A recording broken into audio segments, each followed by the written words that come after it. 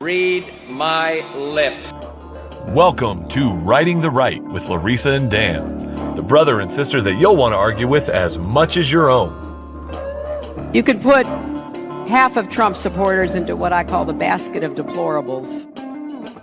But it's political bullshit.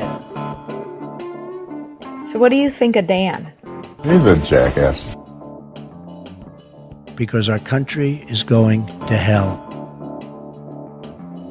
So what do you think about Larissa?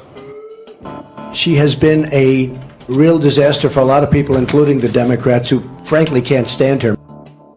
They're losers, they're babies. There's an old saying in Tennessee, I know it's in Texas, probably in Tennessee, that says, fool me once, shame on you. If fool me, we can't get fooled again. And now, here's Brother Dan and Sister Larissa. Hi, this is The Reasonable Right. My name is Larissa. I'm here with my brother Dan. Hi, I'm Brother Dan. Because that doesn't sound creepy and cultish at all. Brother Dan. Call me Brother Dan. This is Sister Larissa. We're getting ready to go churn some butter. Well, we are The Reasonable Right. So we just want to discuss politics. We basically do it every day. We call each other every day and talk about politics, and we thought we actually know what we're talking about. Let's put it down for other people to hear, and if they want to hear it or not. Emphasize that point. We think we know what we're talking about. We might not. So that's kind of why we're doing this. We're hoping the feedback will be like, you guys are idiots. Have no idea what you're talking about. You just ramble on and talk. So well, people will say that even if we do know what we're talking about, but that's good enough. This is kind of just my sounding board. There's probably gonna be like 3 people that listen to this, but at least my wife won't have to be one of them anymore. So she'll still have to hear it. Exactly. Now I'm gonna make her listen to the podcast, and now I'm gonna make her listen to the entire podcast all the way through. Like, no, you totally got to hear what I said on the podcast. Like, it's great. Like, it's all the same stuff you said to me yesterday. I know, but now it's on the podcast. Exactly. Now you got to re-listen to it without actually having a conversation with your husband. So It's like we can detach completely, and you can listen to a recording of me. So, mainly I just wanted a reason to not have to post my political stuff on Facebook because of all the death threats and friends I've lost. Now they have a choice if they want to listen to it. They can skip through my feed. Yeah, and I have an advantage because I don't have any friends. So I alienated them long before I had political beliefs. So anyway, today we want to talk about why Trump won. First, let's get out there. Neither of us voted for Trump. We consider ourselves libertarian, not anarchists, not the crazy libertarians that believe that there should be no tax. We do believe in sensibility. We just are also not, we don't consider ourselves Republicans in the sense of what we're going to discuss today of why Trump won. Yeah, if anything, I mean, I'm definitely a conservative. I think I'm more conservative than Larissa, but also at the same time, I'm socially very liberal. I do believe in freedom. I believe in just live and let live. I'm very libertarian in that regard, but I do think sometimes I do hold more conservative values in certain areas, but again, it doesn't matter. But what do you want to talk about first? Like, do we want to talk about how Trump won in the sense of, first, should we talk about how he got the nomination? I mean, talk about the Republican side. Do we want to go jump straight into the general election? How do you want to do it? I think we need to talk about because I feel like the Republican aspect is before the general election. I mean, once he was in the general election, the Republicans pretty much didn't have to do much after that, right? Yeah. The Democrats did everything for the Republicans, to be fair. The Democrats and CNN, which are technically the Democrats. Yes, yeah. So, yes. I think we should also add, like, we talk about reasonable right, and we talk about ourselves being libertarian, but admitting we have a bias coming from the right. I think it's open that we should talk about that, just because I talk about the Republicans, and sometimes, and I admit this, I'll say we and us and stuff like that, sometimes even referring to the Republicans, even though I hate them. I really do. Like, I think Donald Trump is an embarrassment. Well, what we say, we are not Democrats. Yes, that's exactly. What we say we are. I'm not a Republican. I'm just an anti-Democrat. And right now, anybody that's to the right of the disaster that's become, to me, is just what I support. So, getting into it, what drives me crazy, and the one thing I will give the Republicans credit for, is that, like I said earlier, is they didn't block out their outsider. Bernie Sanders got literally boxed out by the Democrats, and the Republicans tried to do that to Donald Trump. So I at least give the base and I give the voters credit for not letting that happen, because it was very open. They were, anybody but Trump, never Trump, all those things were a real thing. Hashtag. That was a real thing, and it didn't happen. So at least I feel like there is a little more free thinking on this side. I don't know if that's necessarily true. I don't know if it always came from the best spot. It could have just been, again, running against Hillary Clinton. Well, I think, too, the celebrity aspect of it also played a role. And I think a lot of people try to, look past that. But he does have celebrity. And unfortunately, in this country, everything revolves around celebrity.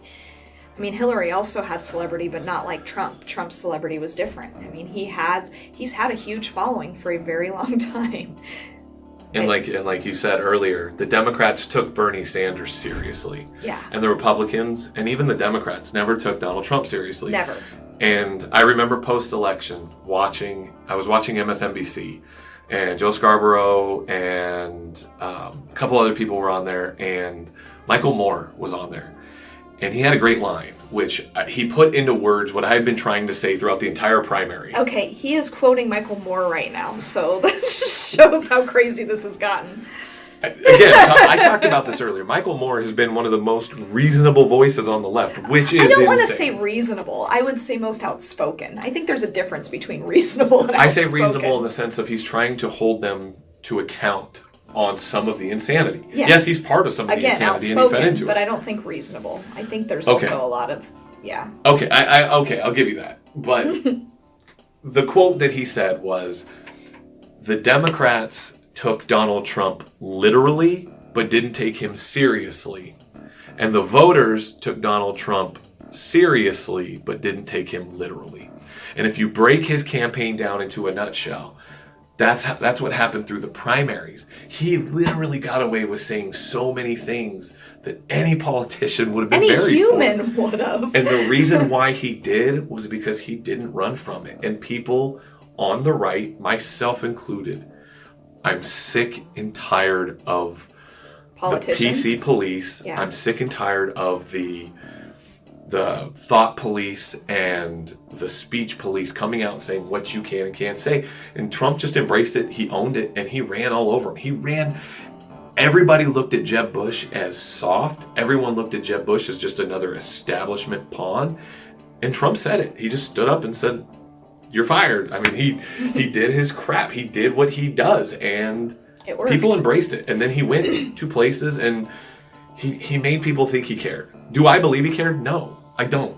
I believe he wanted to win. I believe he wanted to be president. He wanted to be powerful. And guess what? He is, and he is. I have my my little conspiracy theory of that. I believe that initially he stepped in just to help Hillary, and then realized, wow, people are actually taking me seriously, so I'm going to go for it. And of course he wants power. That's who he is. That's who he's always been. He's never been anything but someone who wants power. That's what everyone at the top is. Yeah, I guess I'm not really much of a conspiracy theorist. Yes, not so at all. I don't really buy into that. Not yet. at all. Yeah, not on this. I don't believe in conspiracy theories. Yes. I just more believe that 9/11 was an inside job. And some of those, Alex Jones and the lizard people, and the frogs actually are gay, though. That is a real thing. But that being said, no, I don't actually think that. I do believe he looked at the mess that was on the right. I think he also looked at what was going on with the left and saw that Hillary, and clearly we find out in hindsight, there was no other option. She was going to be the nominee. She controlled the party, and that's what happened. So, again, look at what happened to Bernie. He just got completely boxed out. And give the Republican voters, not the Republican Party, because the Republican Party tried to do the same thing. Everyone right now on the right wants to point fingers at what the Democrats did and what Hillary did. Yeah, but they did the exact same thing. I completely agree with you. Yeah, it's just annoying. He won the nomination because the Republicans weren't embracing what they were. They were running from what they were being called. And there's a difference. Well, they thought he was a joke. I mean, because of social media. I mean, everyone was out there bashing him, but it's the same problem that make us not like the left to begin with, right? Which is that we listen to the minority instead of the majority. And the reality is the majority of people just weren't saying anything. We're listening to the small amount of people who are on social media saying, what does it take? The article I read the other day says viral is 300 comments. I mean, 300 comments is considered viral. I mean, that's what happens. And that's what's happening with a lot of things. But I think that's even what happened with Trump, is the Republican Party didn't realize the support that he was actually getting. Yeah, well, obviously, like I said, they didn't take him seriously. Yeah. They took him literal. They took everything he said literal. When they broke down every word of every sentence, and they focused on the stupidest things. And they're still doing it. I still see it on CNN every day. The media was focusing so much on him. They gave him so much airtime. Never in history has a presidential candidate got more free publicity than Trump did. Yeah. Ever. And he got so much free press, and he didn't even have to pay for it. Did you see any Trump ads? No, I saw Trump on CNN all the time. Yeah, constantly. No ads. It was constantly speaking, just running 24/7 on CNN. In the middle of the workday, CNN on inside the office, and I literally am listening to it, and I'm laughing. I'm hearing him, and I'm like, oh my God, like this is a joke. Donald Trump's going to be our president. I say it all the time. I keep joking. I'm like, Hillary was such an awful candidate.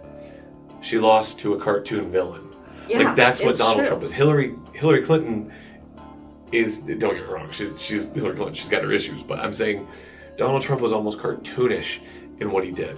But back to what I was saying a second ago with the embracing who they were. The Republicans always ran from the labels. I think back to Mitt Romney. He was labeled as sexist and racist and all the horrible things that he got called, and John McCain and all the same things. Well, it's what all Republicans are called. And everyone ran from it. Everyone spent so much time defending themselves. Donald Trump just stood up and said, "No, I'm not. You're this." Yeah. And he just punched him right back. He did it. He just did it very politically incorrect. Yeah. And I loved, listening to, it was Bill Burr on Conan O'Brien. It was hilarious. He sat there and he was like, Donald Trump just owns what he said. They were like, oh, you said women are pigs. And he's like, no, I didn't. I said Rosie O'Donnell's a pig. And Rosie O'Donnell is a pig. So? And everyone was like, oh, okay. Yeah, I guess he didn't call women pigs. But if he had just tried to backpedal and defend what he said and get into all that, he would have lost it. But instead, he was just like, no. Well, and I think that's the thing is, people constantly talk about, the lying and that type of thing, where I think the reality is he was just so absurd that people couldn't believe that what he was saying was true. And I think, it goes back to, so then after he got the nomination and then it turned to, Hillary and Trump running against each other, then it turned into this race to beat him down and say all the things that he wasn't doing. Or, the biggest thing that hurt him, I'm saying in quotes, my air quotes here, is the, grab him by the pussy comment, right? That was supposed to do all this damage. But we had a president that sexually assaulted somebody. In office, a Democrat. And I think the Democrats and then this is where I'm going to jump in. Sorry, he didn't sexually assault somebody in office.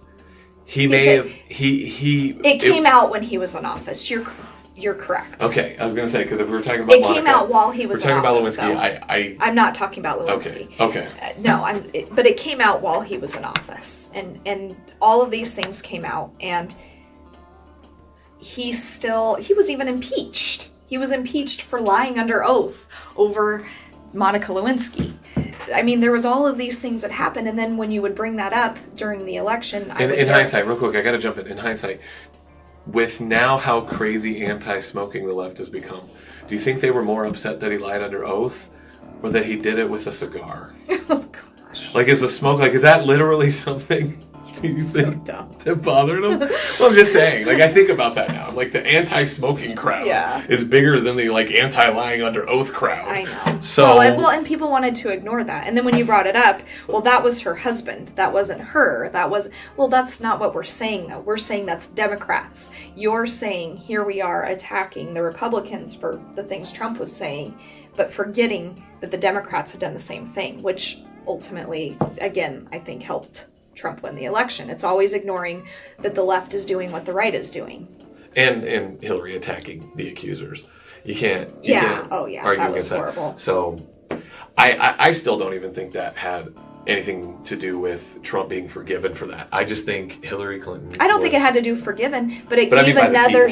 But I think it gave another example of the left doing what the right's doing and ignoring what the left is doing. Yes, that's what I'm saying. I think that's what it had to do. The media ignoring what the left is doing. Exactly. That's the part that I also think has a lot to do with it. I think people are just fed up. I think people are fed up with the bias. Everyone has... Well, it's being forced down our throat all now. The time. In school, I mean, my educators, I can't even tell you. I went back to college in my 30s, and the stuff that I was actually taught to do was so ridiculously biased, and because I took journalism classes, and it still blows my mind. Or, if a political science class, that's my favorite. I had a professor tell me that I couldn't use a book by Rush Limbaugh as a reference, which I agree with. I don't think that's a good reference to use, and I wouldn't have used it.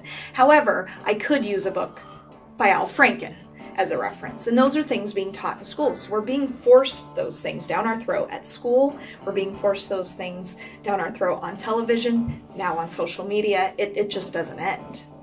And I think that ultimately also helped Trump. He was anti-establishment. Yes, and so was Bernie. And again, Bernie would have won that's where the Democrats failed. I don't know if he would have. I think he might have. I think those 80,000 people in Michigan that didn't vote for president would have voted for Bernie. I think they're registered Democrats that weren't going to vote. But I think there's more to it than Michigan. that. No, I agree. But I'm saying those probably would have been enough votes to swing those states. He probably wins Michigan. He probably wins. But how many people Ohio. Actually voted? Probably not Ohio. For Trump because they hated Hillary, and how many people voted for Hillary because they hated Trump? Right? That was this entire election. No one voted for either because they liked them. Where if Bernie was an option, there's people that liked Bernie. There would have been people who voted based on the person, and that's the reason why I think where both Hillary and Trump both only got votes based on the hatred towards the other person. And the people who were just, I'm going to vote blue, I'm going to vote red regardless. Of and course, I agree but that happens every election. But what I'm getting at is those people that refused just the top of ticket, that voted across everything else and left President blank, those people would have voted for Bernie. Yeah, I agree. I'm saying those votes alone probably would have been enough to swing it. And the reason why, because Trump won on one thing. He embraced the working class, which again, I'm going to come, it hurts to keep coming back to Michael Moore, but he talked about that. He talked about that post-election. He said, I walked through those states and I saw the people and he gave them hope. Whether or not he actually does anything with it, he at least made those people think their problems matter. And, I don't care if anybody says it. That's part of the reason why I hate the left and their identity politics and all their bullshit and all the things that they do, is that they have told working class people their problems aren't real and their problems don't matter. And I'm not talking racial, I'm not talking anything like that. I'm just talking specifically to working class people. They are telling them their problems aren't real. And you know what? They are. They're getting laid off. And you can't sit there and tell somebody who's been a coal miner for 30 years. But that's not just the left. I think the Republicans were saying it too, again, which is why Trump got the nomination. Trump wasn't saying that. But I'm saying why he won those swing states. Yeah, He won the Rust Belt states because he went in there and he told them, your problems matter. It was his number one focus. He didn't go into Ohio and talk about illegal immigration. He didn't go into Ohio. Those were fun things he yelled down in the South at campaign rallies when he was raising money. Everyone always focused on those things. But when he went into Ohio and he spoke, he talked about bringing jobs back. He talked about bringing factories back, about doing those things. And those people heard that. And they voted that way. You can get into all the other stuff. You can get into transgender bathrooms and you can get into all these other things. But I always say it all the time, like at the end of the day, if I have to go to work and work 9 to 5 and come home and take care of my family and spend as much time as I have with them, and I'm putting in overtime just to pay my bills and I don't get to see them, I don't have enough time to come home and worry about social justice. And people always say, well, that's horrible. You should always care about social justice. And that's great. And you should. But guess what? Social justice matters after your bills are paid. Yeah. And if people are coming home and they don't have time to care about those things, and that's just not going to win. They don't have the energy. They don't have the ability to if they can't pay their bills. I mean, if you've never had your lights turned off, you don't understand. If you've never lived your life without electricity because you're so poor you can't pay your bills, that you're not even able to watch TV because you can't pay your bills, none of that matters. And I think that's where so many people get lost, is for not knowing what it's like to be poor. And then on top of that, you now have somebody telling you, because that matters more to you than whether or not somebody uses the correct pronoun to describe someone, that you're a bigot, then you start to resent that. And that's the issue with the identity politics. That's the part, I get into it. It drives me insane when I hear people just not understand other cultures. Because it's what they'll defend actual rape culture in the Middle East, and then sit there and call somebody in the Midwest who goes to church, who doesn't have enough time to really be around anybody. I mean, if you live in Kansas, the odds of you interacting with a transgendered person on a daily basis are slim to none. So it's just an odd and peculiar thing to you. I'm not saying there's anything wrong with it. I'm just saying to you as an individual. We're actually, both of us are definitely agree with the transgender, ideas, and that we are pro-transgender. It's not a situation where... I don't know if both of us openly agree with that. I believe people have the right to live the life that they want to live. That's what I mean. I don't believe it to be, and I will say this openly, I don't believe it to be a real thing. I think you have the right to do that. I think there are people who actually suffer from gender dysphoria or have actual hormonal not issues, I don't want to use that word, but I think there are people who medically have something that does make them feel that way. But I believe this new movement, I think it's all social construction. Well, I don't think there's anything real to it. I actually feel like it hurt my transgender friends more than it helped them. Yes. We talked about that yesterday, or specifically that if you are a transgender person, you don't want that to be what defines you. You don't want people to see you and think he's or she is transgendered. You want them to look at you and think he or she is a he or she. Or as a person. You Exactly. just want to be treated as a human being, and you deserve to be treated as a human being. And when the spotlight becomes that, you're now being used. That's what it is. They're being used by, the postmodernists, the Marxists, the left, that just wanting to define and create a culture. And I think there is a certain amount of rejection from that. And everyone, there's a meme. Every time you see something stupid on social media, someone tweets the meme with a picture of Trump smiling saying, "This is why I won," but it's not why. And that's the thing. I think sometimes people oversimplify it. And that's why I want to emphasize this, is identity politics has a lot to do with the resentment of the left.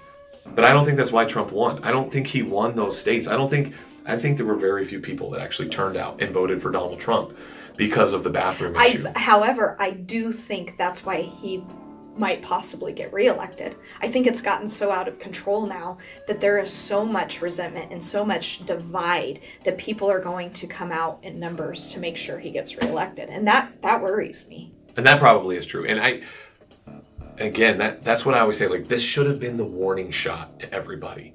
We're lucky that Donald Trump isn't Hitler. In that sense, there was definitely, everyone always says Hitler. I don't want to say Hitler. Mussolini. I saw more Mussolini than I saw Hitler and Donald Trump when I heard him talk. There was something there though, and I heard, I don't remember who the professor was, but I heard a professor say it in an interview where he said, "I looked at what was happening, and I saw Donald Trump, and I thought there's a 5% chance that this guy could be Hitler." But then I looked at the other option and I thought, well, there's a 100% chance that she's Hillary Clinton. And he said that was enough. So he accepted that chance. Literally, the fact that he was willing to accept the chance of that. I never thought Trump was going to be Hitler. That wasn't a thing. But well, and he's still not, and people say he is daily, and he hasn't done anything to harm anybody in any way or even direct people that way. Unfortunately, there are people who follow him and claim him that do those things, which I think doesn't help the cause. And hence the reasonable right Yes. We reject, the Richard Spencers, and Oh, I mean, yes. I even get Stefan Molyneux. I know reasonable and good people that like him and listen to him. I'll be honest, I see what the embracing of the white nationalism behind some of his talks. Well, and I think what he does. the I'm not media- saying he might not be that, but The media is promoting that, though. I watched an interview on BBC the other day where a gentleman interviewed Richard Spencer, and he attacked him the whole interview. It was fantastic. It was a great interview. It was actually a really, really great interview. But the point of that video was to show that American journalists aren't doing the same thing. They bring in someone like Richard Spencer, tiptoe around him, let him say all his horrible, awful things, and then present it as if that's what America is. Where this BBC interview did the opposite. Said, why do you do this? Who are you? And made him look horrible. They made him look like the horrible human being he is. And that's why I don't follow US media anymore. I liked it. BBC definitely falls to the left, but they're also very honest. I get real news, I get facts, and so I appreciate the BBC for that. And that interview was a great example of that. And that's how you squash bad ideas, is through free speech. Let people talk. Sunlight is the best disinfectant. Yeah. That's what I say all the time. That's why I'm skeptical of, you look at what's going on in college campuses and shutting down speech, and people like extremely reasonable people. Extremely reasonable. That's a fun statement there. But Ben Shapiro, Yeah. who is clearly to the right, clearly ultra-conservative, clearly a Republican. I wouldn't say ultra-conservative. He's an ultra-conservative because he's socially conservative. He likes to control certain aspects that I disagree with. That's why I But say. he'll also call out the extreme right, though, too. But that doesn't mean he's not ultra-conservative. Yeah, He's okay. principled, Yeah. like we talked about. Yeah. I'm not trying to argue too much. I'm just Yeah. saying in the sense of he's a conservative person. I view him to be an ally because he is a free speech advocate.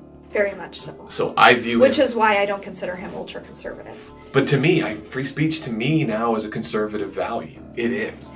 But it's not supposed to be, and I think it's become that. But I still don't think of that as a conservative value because. But for it so is. many But it years- is in America because it's something that's already here, and we want to conserve it. That, by definition, it's a conservative value. But in I America. think conservatives in general aren't pro free speech. I hear that on the right all the time, trying to shut down things that are free speech as well. But that's not. Just because it's coming from a Republican doesn't mean it's conservative.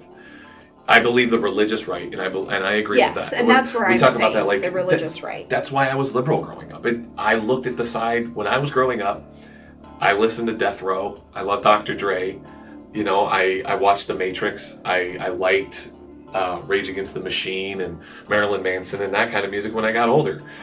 And then who were the ones that was out there stomping on their CDs and blaming them for everything that was happening? Who did Columbine get blood? Who blamed Columbine on music and Marilyn Manson and all that and blah, blah, blah. And it's like, well, again, it was the religious conservative. So I rejected the religious right. I'm so free speech that I support,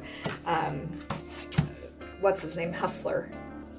Larry Flynt. Larry Flynt. I'm sorry. I'm a pro Larry Flynt person all the way. I'm not, because I think he is the typical social constructionist from the left, paraded around as a purveyor of free speech, as this wonderful person. He was I disagree. brought about and made public to pervert our society. I disagree on Larry Flynt, but I understand he has been. I mean, think about it this way: who parades him around as a hero? But they do now, but they weren't then. He was getting just as much attack from the feminists on the left at the time that came out. We're not seeing that. But that's when the feminists were real feminists. That wasn't the feminists from the left. Those were real feminists, second wave feminists, not these third wave feminists that come out here and, women make 70 cents on the dollar and all those lies. I'm sorry, I do believe a real feminist, if you really do believe that, you should oppose someone like Larry Flynt.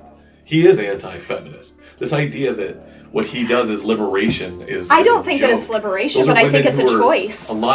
Choice usually by women who were molested or raped. I don't think that's the necessarily overwhelming true. majority, not anymore because we've perverted our society, but go back to the 90s and the People versus Larry Flynt. The overwhelming majority of porn stars were drug addicts who had childhood issues. We've flipped it because we've embraced that perversion. So no, I do disagree with that. Larry Flynt to me is not a hero. I'm sorry. I didn't say he's a hero, but I do believe in free speech Absolutely. to that level. I believe in it but too. That's what I'm saying. I'm not saying the people versus Larry Flint. Hero. The people versus Larry Flint. I'm on the Larry Flint side. I'm sorry. I shouldn't have. Yeah. I'm like sitting here painting it that way. Larry Flint is not my hero. I don't have his poster up on my wall. No. I do have some of his posters up on my wall, but that's a different thing because I'm not a feminist. But that. But no, I just mean in the sense of yes, I defend free speech at all costs, as long as it's within the confines of the law, and everything he did was. Where I start to run into issues where you get into the ACLU defending NAMBLA, for instance. No, I have a problem with that. The North American Man-Boy Love Association, that's not free speech. That's an illegal criminal act. And when the ACLU is defending them dispersing pamphlets on basically how to get away with it, there's a problem. That's not a free speech issue, but it got protected and the ACLU defended that. The ACLU does a lot of things that are correct, but I think sometimes they're too slanted to their bias, and it does aggravate me. But yeah, I guess that's what I'm getting at. Is to me, Larry Flynt, he wasn't NAMBLA, it wasn't that. So yes, he has the right to do what he did. I don't think it should have been mainstream. I'm a man. I'll be honest. I dabble in the arts of Larry Flynt from time to time. Some of the stuff I don't. As I'm talking about this with my sister. But any guy that says he does, he's a liar. I don't care. But that doesn't mean I want it to be mainstream. I don't want that on my television. I don't want my children to see it. Oh, and I agree with that. There's a difference between it being open to being able to do it and another thing to force it down someone. When it is on mainstream television. Well, yeah, because that's rape. Well, I'm not talking about that. I'm saying when it's being forced on network television where a child can turn it on at any time, I think that's different. Or if it's on a billboard or in some place that now there's not an option to not see it, there's a difference. That's not free speech anymore. That's being forced. Free speech is where he has the option to be able to do it, and that is the difference. Yeah, and again, the internet. I don't think there should be a regulation on that. I mean, let's be honest. The internet has turned into a giant porn industry. Yeah, I mean, that's what it is. It was a big deal. Well, and it's our job as parents to be able to, and there are options out there to shut all that stuff down. I mean, that's just the reality. As a parent of teenagers, I've learned. We need to make America great.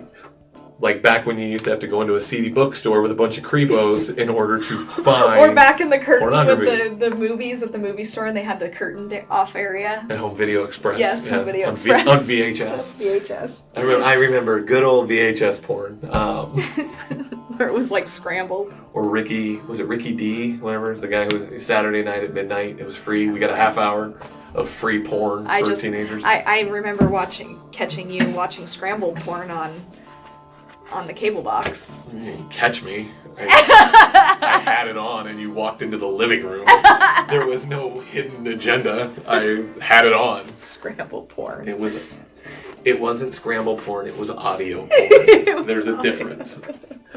Anyway, we're way off subject. It's all about free speech, people. That's what we're getting at. So. And I think that's ultimately, all of that stuff boils down to where the left and the right are different. And we'll just end it on that. Larry Flynt's her hero, and I watched scrambled porn when I was a kid. Apparently, our parents were pretty messed up people. No defense for that one. So yeah, we didn't really hit on as many points as I wanted to, but part of that is just because this is how we talk. But it'll always be like this. So if it's not something you're interested in watching us go off on tangents. Yeah, maybe we'll do a little better long form, a little more controlled structure, but probably not. We'll just no, it'll always probably be like talk. This. Maybe we'll do more focused topics so that way we can hit on those topics. This one was just a general one to kind of show where we were. I mean, we both voted for Gary Johnson. We begrudgingly. Yeah. Well, I worked for him. By the end, it was very much a commitment, But I'm not going to lie. I love watching Donald Trump make the left squirm.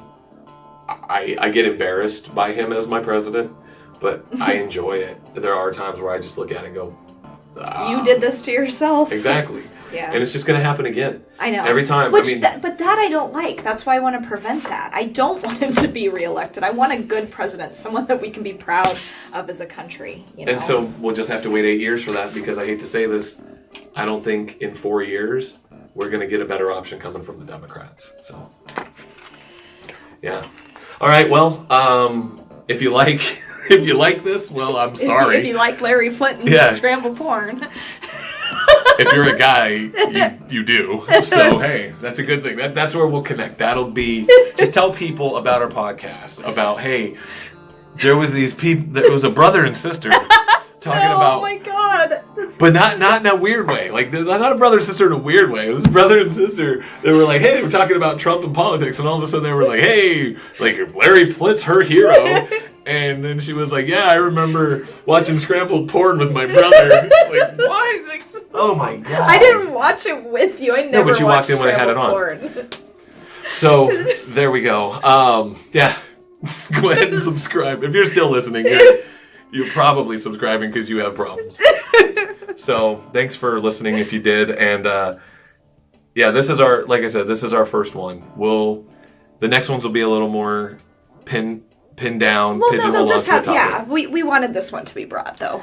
I can tell you right now, I want to talk about a couple things. And yeah, we posted 3 right now, so you have 3 of them to look at. If you felt this one was a little too vague, check out one of the other 2 and just see what you think. So thanks for your time. Talk to you later. Or I guess not talk to you. We'll talk at you. Yeah, talk at you later. Talk at you later. Okay.